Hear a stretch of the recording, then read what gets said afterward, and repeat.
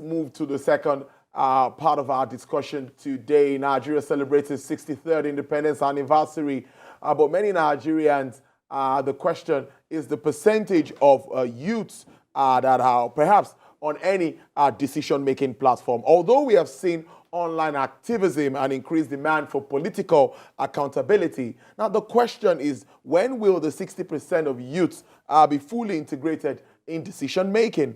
In this next report, TVC News' Sarah Ayeku and Inoluwa Popola takes us to a room where youths within the ages of 18 and 35 speak about what Independence Day means to them.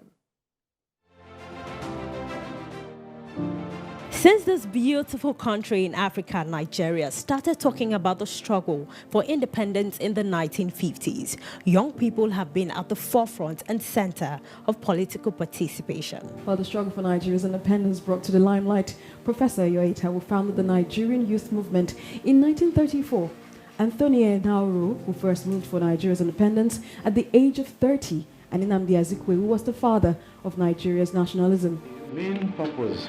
For decades, these names have remained in the Hall of Fame, a reminder of what we call Nigeria today. However, from the 1960s to the Fourth Republic, we are yet to see distinct young leaders that will make Nigeria stand as a force to be reckoned with. Yeah, we'll caught up with some amazing individuals who tell us what they think about Nigeria's 63. One of them was vocal in the last election in Lagos State. It will tell us about his quest for more leadership positions and whether he is ready to test the murky waters of politics again if given the chance. That how would you describe living as a youth here in Nigeria, particularly when you see the older people in the corridors of power and then you cannot really see someone you resonate with as a young person, you know?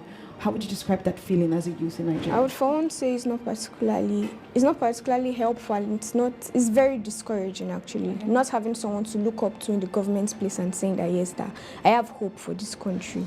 It's particularly discouraging. We can't keep on having these older politicians in system or in power. So it's quite discouraging.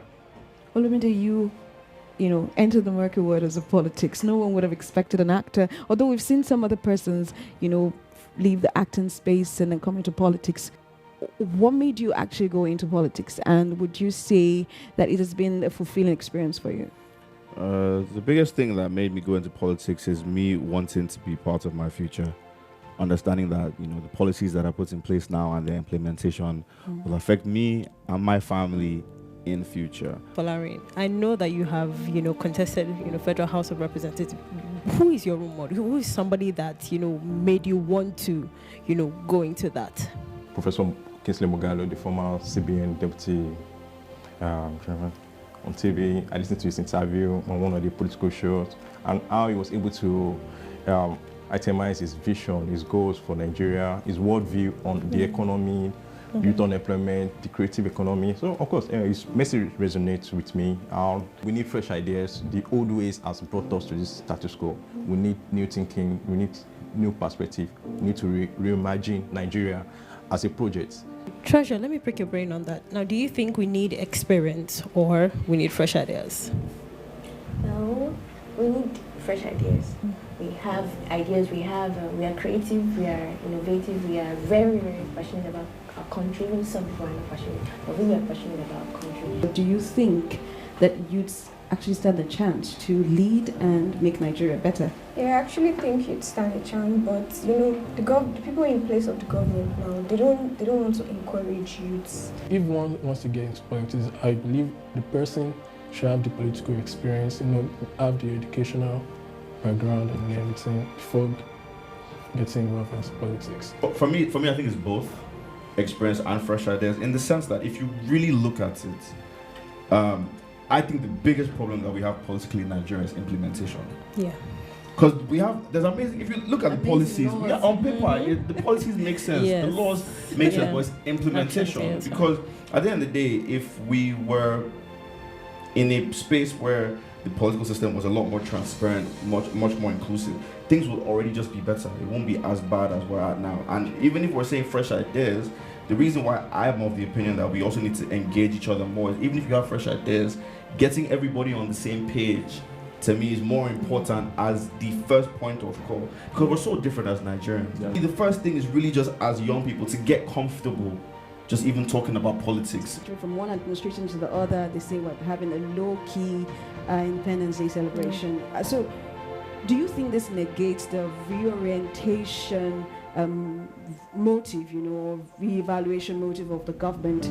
Would you say that we should celebrate more our independence? There's not that much information or content that's around that encourages people to even understand where Nigeria is coming from and even celebrate the wins. Because we have some buy a flag. We have some wins, and even symbolism, like things like the flag, coat of arms. Yeah. People don't really Recite the sense national all those anthem. things. National anthem, people are moving up and down. Do you understand? So these are things that we need to start fixing, even from like as early as primary school. Absolutely. This idea of celebrating in low key, it shouldn't be. Of course, we can move freely. At least let's interact. Let's engage on.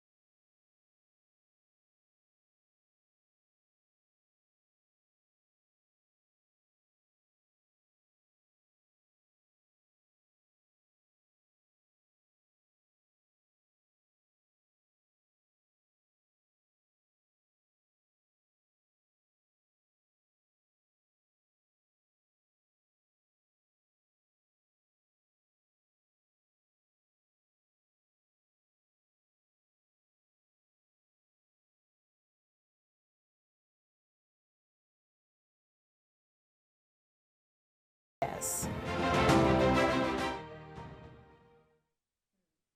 Well, interesting stuff there, Jumoke. I mean, we don't get to see that every time. Yeah. Where young Nigerians come together and discuss politics. In one room. Right. So for more perspective to this discussion, we have founder Smarten House, Johnson Abali, and in our Abuja studio, we have public affairs analyst Dominic Alancha. Thank you so much, gentlemen, for joining us on the program this evening.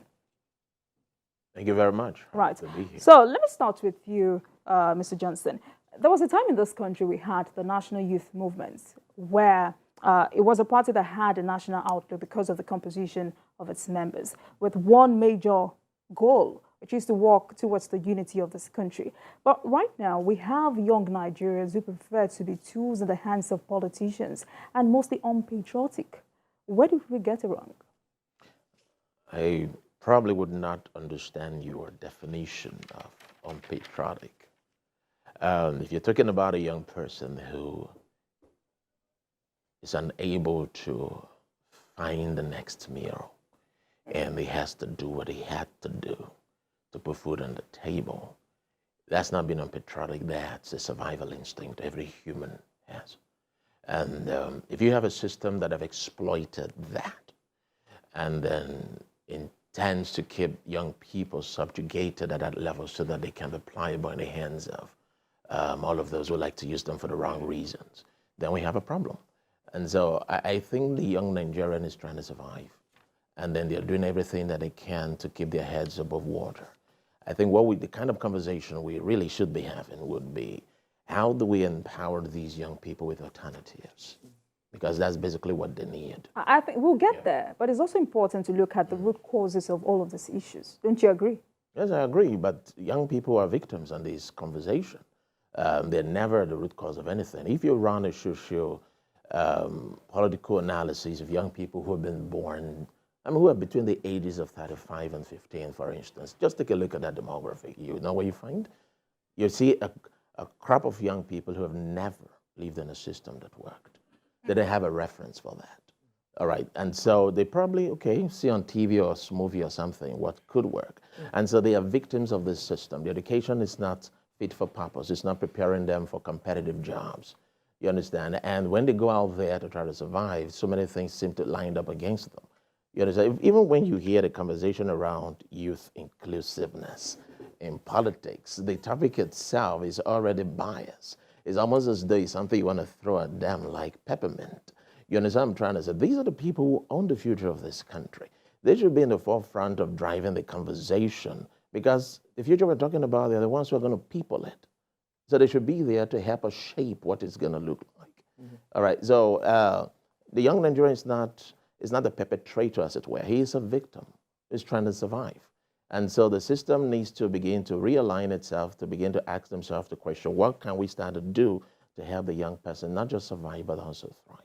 Interesting stuff. Mr. Dominic, let me ask you my question, and I would ask you about the youth movement in Nigeria over the years. What milestone would you say have been achieved, of course, in the quest for political and social inclusion?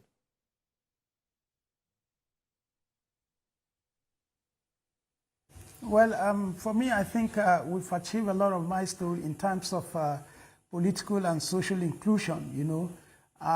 Particularly with the administration of His Excellency Asiwaju Bola Ahmed Tinubu. He came on the promise of the fact that he's going to, you know, have a youth-inclusive government. And if you look at his cabinets so far, we have a lot of young people that have been brought on board. We have a lot of women that have been brought on board, you know, and that's, you know, I think meet up the demand for youth inclusion as far as the administration of Asiwaju Bola Ahmed Tinubu is concerned. And with the policies they are, you know, they are trying to cement, you know, I told some people that I think the less than 3 months and 2 months of ministerial appointment is actually too early for us to begin to see certain roadmaps in terms of this particular youth inclusion and mainstreaming of young people into leadership position and stuff like that. But basically, like he rightly said, we actually need to, you know, begin to, you know, have a conversation that will, you know, involve us, you know, the young people of this country, you know, consciously, you know, mainstreaming themselves into, you know, leadership position by way of what we do. We have different ways we can be involved. You can involve economically, we can be involved politically, we can involve, you know, socially in terms of, you know, business development, entrepreneurship, startup and stuff like that. And I think this government is providing the necessary environment for young people to strive in whatever, you know, capacity, in whatever field of endeavor they are engaging. You have a question for Mr. Dominic? Okay, let me ask you, and I want to ask you this question straight up. But like, can you outline the main goals and objectives now of Nigerian youth movements, and how have they been able to advocate this, you know, push their representation and participation, of course, in the country's governance? How would you highlight it? Well, originally, I'm not even a part of their movement, but I am familiar with what the core tenets of the youth movement really is. And I think a movement of that size, the primary goal would be creating safe spaces for young people to be able to thrive. And by thrive, I mean learn, build skills, and conduct business in a safe environment. Because when that starts to happen, then you start to see the incredible potential of the young Nigerian. The young Nigerian is not lazy. No. You understand? If you hit the street to see us do all kinds of things to make ends meet, imagine you give them additional responsibility, I mean leeway to be able to do more of that, we explode. So it's really not too much to ask that. And I thank God that we have a new administration, and one that is, I believe, will be open to suggestions and ideas. And we are hoping that in the few years to come, we're going to have a more expanded space for young people to be able to put some of the skills they've got. If you look at the young people who are driving fintech, you understand, you realize that we are literally dominating the investment network across Africa. Nigeria has nearly 60% of all of the fintech funding that has come into the entire continental space. All right, that is a testament to what has happened. If you go into our financial industry, you'll be shocked to realize over 60% of the people who run that industry are younger than 35. That tells you that's young Nigerians driving it. All right, the only spaces where you don't see a lot of young Nigerians are probably civil service and maybe public education. All right, but everywhere else where young Nigerians have been involved significantly, you could see those are the areas, those are the industries that are driving. Recently, a young Nigerian who produced the movie was Netflix #1 globally, Aditi Ifyong. Is barely 40, all right? And I mean, these are people who survived in spite of the system. So imagine if they had all the opportunities, the access to finance, the access to opportunities, and even maybe to policy. That could make a huge difference. So I think what young Nigerians are really asking is not a lot. Give us competitive spaces, give us safe spaces where we can thrive, we do business, and then we return value back to the country, all right? The young person should be seen as an asset, not as, not stereotyped as part of the problem that we need to now cage. No, we have a youth board, all right? We are a pretty young country. Nearly 60% of our population is under 30, and that's incredibly huge. All right, we can unlock that power, you understand, and drive industry and drive entrepreneurship and drive commerce and become the engine of growth for this nation. That's how we should be looking at the young person over the next 10 years. And if we can put policies and structures and systems that allow the young Nigerian to be able to unpack his potential, oh God, it's yet to be seen what is truly possible. I work in that space with young people, all right? In fact, as a matter of fact, if you go down the street, I do a lot of walk on the street. All right, so this project I do in Ikorodu, you know, where I identify smart young kids on the street as soon as they get out of high school, and then start to provide some kind of support for them. They do a crucible for 8 weeks, and when they're done with that crucible, we connect them with professionals, they build skills, and these professionals from all over the world, and they're moving all over the place. From Ikorodu, we've had a young person who landed the role in Bloomberg office in London. Wow. And he finished from Igbobo over there. We've had another one who just went for a leadership, African Leadership Academy in South Africa just 2 weeks ago. I mean, these are kids who, as soon as you give them a little opportunity, they explode. You understand? And that's not just Ikorodu. That's just only where we have had an opportunity to have boots on the ground. Imagine what we have in Makoko, or Kokomaiko, Alimasho, or Aja, or maybe any other parts of the country. It's amazing what these kids are possible. I would just hope that, you know, both the new government and government at cross all level begin to see young people for what they truly are. You know, the nerve center of our future. People are going to really drive us there. So at 63, Nigeria should really begin to rethink its position on its young. Right. So let me direct this question to both of you. The president promised Nigerians Nigerian youth's vital roles in his administration. Are you satisfied with what we have now? Did it meet your expectation? All right. I think that at the moment, the administration is still nascent.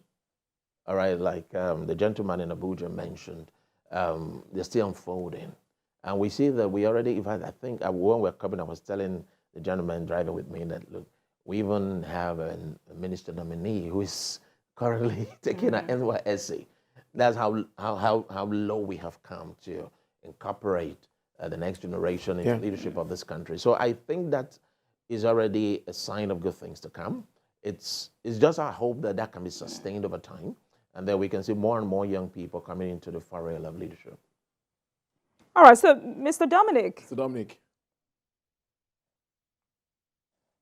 Did you get my question? The president promised Nigerian youths vital roles in his administration. Yeah, I think he's taking it. All right, please go ahead. Yes, that's what I'm trying to say. That you know, given what we have on ground already, I think the president is trying to meet up with his promise. You know, we have over, let me say, 25% young people, you know, that have been mainstreaming to this administration as ministers. Already we have also young people that are also been appointed, you know, as head of agencies and parastatals. and more are yet to come. So there are signs of good things to come ahead in terms of, mainstreaming young people into this leadership position, because the young people actually, as Asiwaju Bola Ahmed Tinubu, understand that they have the energy, they have the capacity to drive, that desired change that we actually want in terms of advancing, good governance in this country. So I don't think young people will not be really disappointed in him. He's living up to expectation, and we trust that he will do more in no distant future. Mr. Dominic, I would ask you, what role has technology and social media played that's in mobilizing and empowering Nigerian youth to demand greater inclusion and accountability, of course, from political leaders? Well, you will understand that the electioneering campaign was prosecuted by young people, especially on the social media. They actively participated, they actively played a role in terms of driving, the manifestos, in terms of enlightening Nigerians, in terms of mobilizing Nigerians. So Asiwaju and other politicians, within the political space, they actually understood that. Look at even the opposition party like the Labour Party, the PDP, followers of, Atiku and Peter Obi. Most of them are young people, and they actively play a major role in, in the last electioneering campaign. So these are young people you cannot just push aside. And as Asiwaju have understood that, and I tell you, he's mainstreaming them, bringing them together to ensure, like the other speaker rightly said, unleash their potentials, open up their potentials. And for me, I think, doing that, is just to advance governance, because the young people in this country, take them out there, in the world, they do exploit, they excel. Why? Because they have the necessary environment, the enabling environment, the social infrastructure, the infrastructure is available to them, that avails them the opportunity of unleashing their potentials. So same must be brought back home here. And I think Asiwaju Bola Ahmed Tinubu is ready to do that, and, is going to keep to that promise of, making young people actively get involved in, rebuilding and reshaping the economy of our country. Right. So, Mr. Johnson, talking about the president's desire to change in the narrative, youth unemployment rate in Nigeria as of 2022 was 13.44%. How do you charge the president to address this? Well, I think the one way that this administration can address unemployment is two ways, actually. First, let's address where the tap is leaking from. Our educational system is not preparing people for jobs. It's not preparing people for a lifelong entrepreneurship experience, and that is where the world is headed. So people are trying to get degrees so that they can come into the market space. Unfortunately, there are not enough jobs for those. And so the more you continue to have more and more people, our universities turn out at least 150,000 of these graduates every year, and we do not have the carrying capacity in the real economy to absorb that number. Plus, that number is coming to swell the number that is already on the ground. And so why supply more? Why not? How about we integrate or restructure our educational system in such a way that these young people they begin businesses even while they're undergraduates, and then they incorporate some of the things that they are learning into actual solutions that solve real problems locally. For instance, you have, let's say, your faculty of agriculture. Why do I do paperwork with agriculture? Not going to the farms, planting, having. We have. I get the point. Take tomatoes, for instance. Now, Nigeria produces 1.5 million metric tons of tomatoes every year. That makes us the largest producer of tomatoes in Africa. All right. Under the same breath, we lose nearly 900,000 metric tons of the same tomatoes due to no storage, fuel age, bad roads. The entire value chain for that product does not exist. Yeah. So as a result of that, we start to import over 400,000 metric tons of tomatoes from other places. So we are both largest producers of tomatoes and at the same time, largest net importers of tomato concentrate. Now, that is a huge space. Imagine a University of Agriculture decides we want to plug that tomatoes gap.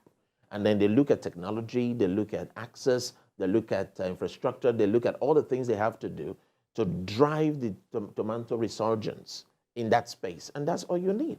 Now, these kids are beginning to learn how to transform farming into an agro-entrepreneurial business. And by the time they finish, there are businesses that they can even push to investors, or whether angel investors or venture capital firm. We need to start to raise young people to think about business creation, solution-driven learning. You know, that because by the time they now come out, they're not seeking jobs like everybody else. They're seeking to solve problems and becoming more entrepreneurial. Now, that's one hand. On the other hand, we already have people who are out there in the place. Now, because I'm a talent profile, I can assure you this.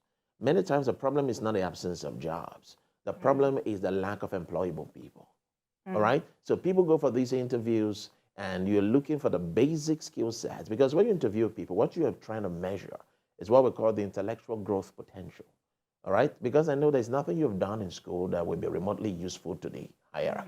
You understand? So we are trying to really look for who is retrainable. So we ask you questions that helps us to measure that capacity. And then you score terribly. You won't get the job. All right, so you can go for 25 interviews, you will get the same result. And it looks like we have this unemployment thing, and every Tuesday there is advertisement in the national dailies here and there asking for hands, and still there are no jobs. No jobs. So you realize that we now need to start to retool these people who are coming out of school, you understand, with practical skills that can help them go back to real learning, the kind of skills that the marketplace is looking for. True. That's how you solve an employment problem. You cannot compel people to hire people for the sake of hiring people who are not adding any real value to the bottom line. Anybody who set up a business wants to deliver stakeholders value. They're not there to do for that Christmas with the employment. So you want people to get employed. What are the skill levels we're looking for? What are the dirt of school? Where are the gaps, the skills gap? Where do they exist? So can we use the Ministry of Labor or Ministry of Youth, whichever ministry is available, to start to pull all these young people to learn the skills and put them on internship? And then maybe after 6 months of internship or 1 year, then we can now work with the private sector, on a uptaking program. So that if you meet people who meet a certain skill set, then you can uptake them. That way, you can aggressively start to push a whole lot of people into paid employment. You understand? But you cannot force the private sector to take up people who cannot deliver value. They don't have the time. I'm interested in your reaction to role technology played. I'm going back to that question on social media and the last election and, you know, mobilizing the youth to express themselves. How well would you say that has impacted the entire process? Or impacted the process? In the era of social media, everybody is self-published. Right? Your tweet, your whatever. Everybody's as a news person. You understand? And then you become a journalist all by yourself. You get a picture. Now, that is tremendous power in the hand of individuals. Maybe not necessarily a journalist, but then. I agree with you. It takes I know you want to protect your tough, whatever that is. But the truth is, with all that technological power in the hands of a young person, anything is possible. You could see how some people have driven narrative that have shaped the voting patterns here and there.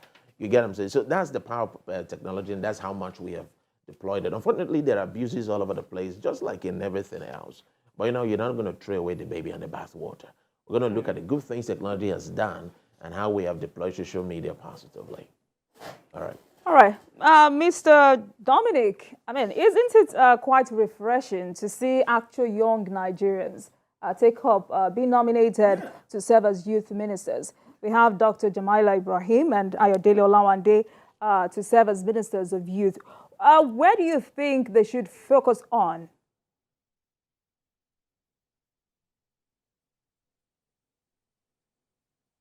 Mr. Dominic. Sorry, can you come again, please? Well, I said, I asked, isn't it refreshing? I mean, you would agree with me, it's refreshing to see actually young Nigerians take up, be nominated as youth ministers. So I said we have Dr. Jamila Ibrahim and Ayodele Olawande to serve as ministers of youth. What areas do you think they should focus on as a first major agenda?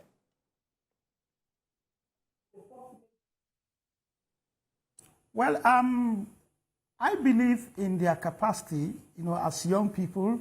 Dr. Jemima Biu from Kwara State, and then Ayo Wisdom, that they will definitely deliver.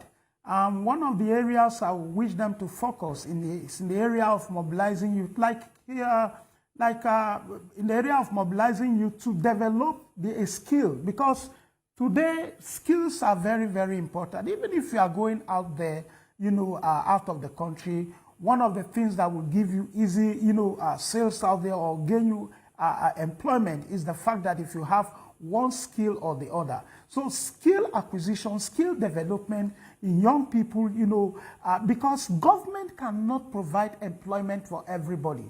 One thing I realize is that there are a lot of young people today that are waiting for government job, for government, employment, later for them to be able to begin to, fend for themselves. But no, you can look inward. There is potential in you. I've met with some couple of young people the other day, and I told them, I said, they've graduated out of the university for almost 3 years, and they are doing nothing. They are looking for a job. I said, why didn't you go develop yourself, even if it's in catering? Even if it's there is this what do they call it? Web design and stuff like that. These are things that you can do with your hand. You sit over your computer and do it, And the government has provided, I think, over 70 billion naira, youth funds that they can access. If you have a registered business, you can access it and you will get this fund to develop your business. So why don't you start that way? Look at Israel today. Israel is what it is today because the young people engage in startup companies, and most of it is technology driven. So they should concentrate because they are coming to help Mr. President in breaching the unemployment gap that exists within the youth cycle, within the youth demography. So they should concentrate in ensuring that they mobilize young people to unleash their potentials by ensuring that they have a training, a skill that they've developed for themselves. Even the NYC is another opportunity. I mean, it's another platform, where young people can develop a skill before they leave youth service. There is fashion design and all of that. So they can help, bridge the unemployment gap, by ensuring that they mobilize young people, provide a platform for them to acquire one or two skills that would help them going forward, into the future. And that way, if they can do that, believe me, Nigerians, will appreciate them, and I think we will be applauding, their efforts. So they should concentrate in the areas of skill acquisition for young people, supporting them, because the truth of the matter is, most young people, it's not just about having a skill, but after having the skill, what next? You need to provide them with a startup funds to be able to start something for themselves. And, I understand, just like the student loan, there can be a loan which the government, even the previous administration provided something like that young people access, age between 18 to 35, we're accessing, to support, whatever business or startup they have initiated. So, Mr. Johnson, okay, do you have a contrary opinion? Go ahead. Contrary. Mr. Dominic is brilliant, really. And but if I may take a different perspective to what I think the young ministers should focus on as a priority, it would be to please restore hope first. Young Nigerians have given up on this system. You can't make them promises that they will believe. There is an unhealthy state of distrust that happens there between people and government. They don't trust anything you say. So you tell them, we are going to do X, Y, and Z. No, there is no commitment because they think that the social contract is broken. All right? Because, and this is a protracted thing that has happened all over time, because previous administrations have not been able to keep up to some of the promises that they made with the people, and then whatever new administration comes, we have to inherit that load, whether they like it or not. So that is a real problem. You've got to confront hope.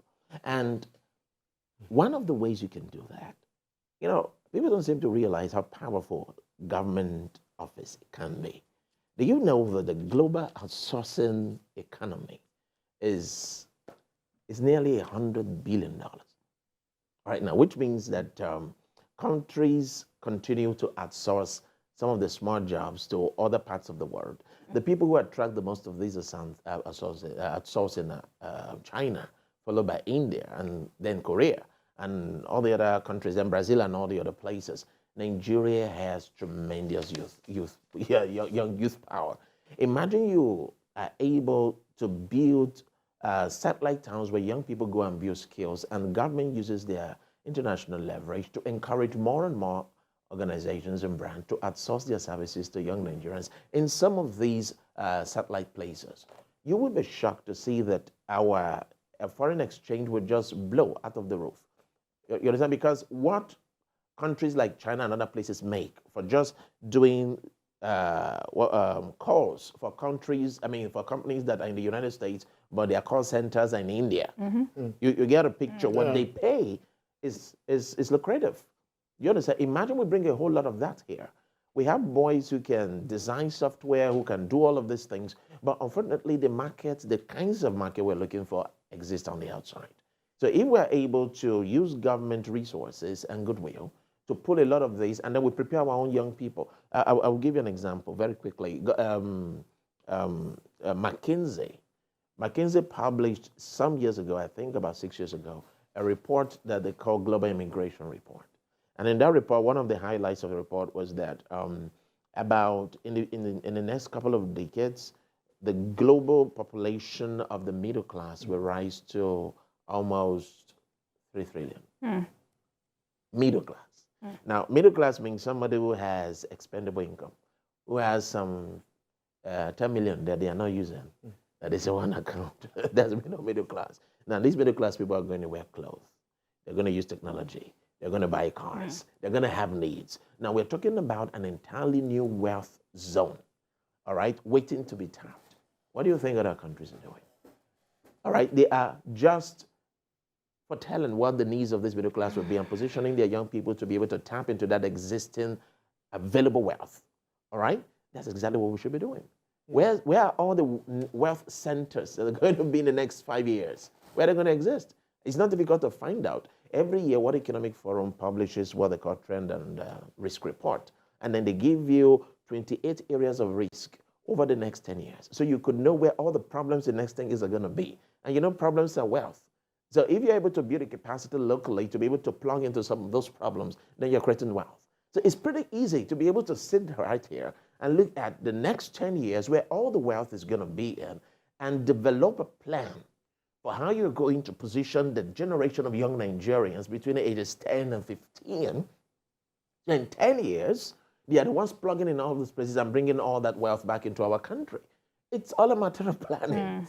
You understand? And I think this is something we want the new people who are coming into political offices to think about very seriously. We have the potential. The world has a resource. We should be able to find the link and bring this wealth back home. Let me ask you this, and I also throw the same question to Mr. Dominic in Abuja. In what ways can government and stakeholders with the youth movement, ensure that their voices are heard, as it concerns addressing issues that has to do with the country, particularly as we celebrate 63 years of independence? On a new leaf. Before now, all conversations with government have always been a dialogue of the deaf. You have a conversation with people and that's where it ends. Nobody pushes anything forward. Demonstrate genuine goodwill. Give people low-hanging fruit. Allow these people to see immediate results to kindle the hope I'm talking about. You understand? Talk and more talk takes us nowhere. So if you really want the organized public sector, the youth movement, everybody else, civil society groups to come and take government seriously, let's come together and have a plan over what the next 5 years should look like. Nigerians need a vision, all right? Talking about problems of yesterday and today is wasting all our time. Where do we want to be in 5 years? What kind of nation do we want? What kind of young people do we need driving this? Do you want to really be the regional leaders of Africa? If we really want to be, what are the things we need to look out for? Define a vision and tell everybody what their roles are. in that vision, provide them the capacity, the policy, and the instruments to be able to achieve those roles and get out of the way. And then let's come back every year to review how far we have gone in the last 1 year towards the 50-year vision. Don't make it a political vision, vision 2020, whatever. No. Sit down and let the people come together and craft a vision for you. Because the only way you can rally the energies of a people is around the vision. Some people can look at and say, well, we can get this done. All right? That is what builds national interest and patriotism. When it is us against them, we want to build a Nigerian brand to compete with their South African brand, you know, all those kinds of things. The Nigerian brand. People start to have hope and faith in their own country because there is a vision around which we are building. But if we don't have that, every man for himself, God for all of us. We're all back to this conversation 4 years after now. Why? Because there's no vision driving this. Well, Mr. Dominic, I like your reaction to that. What sort of conversation should we be having moving forward? Stakeholders, youth movements, and of course, government with regards to concerns as we celebrate independence.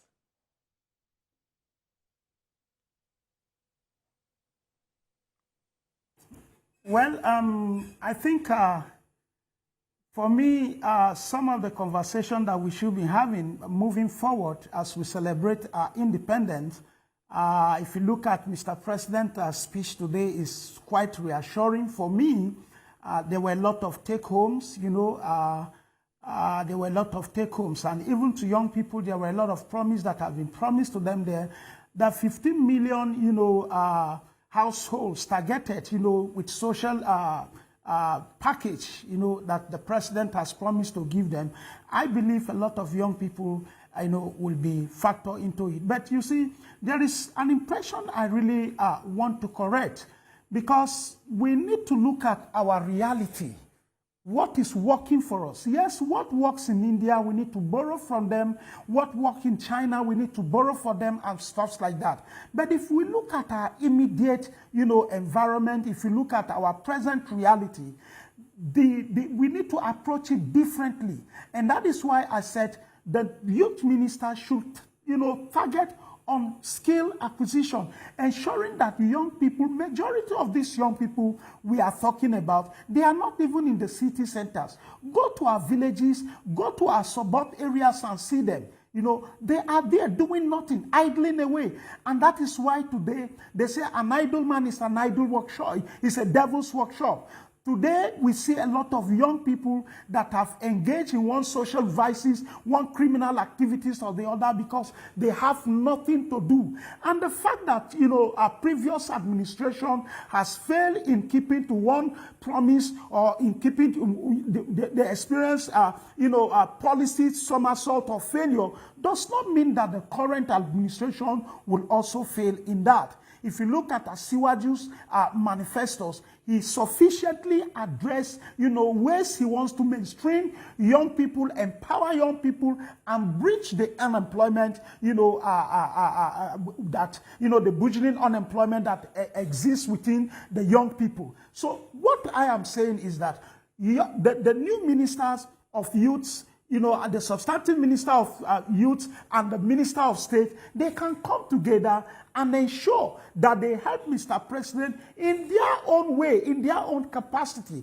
as ministers of youth, to bridge this unemployment by creating, you know, ensuring that they empower them with a skill. By the time you empower them with skills, you are providing them a job. Some of them will begin to fend for themselves. Instead of joining criminal gangs, they will be, you know, busy in their workshops doing something or the other.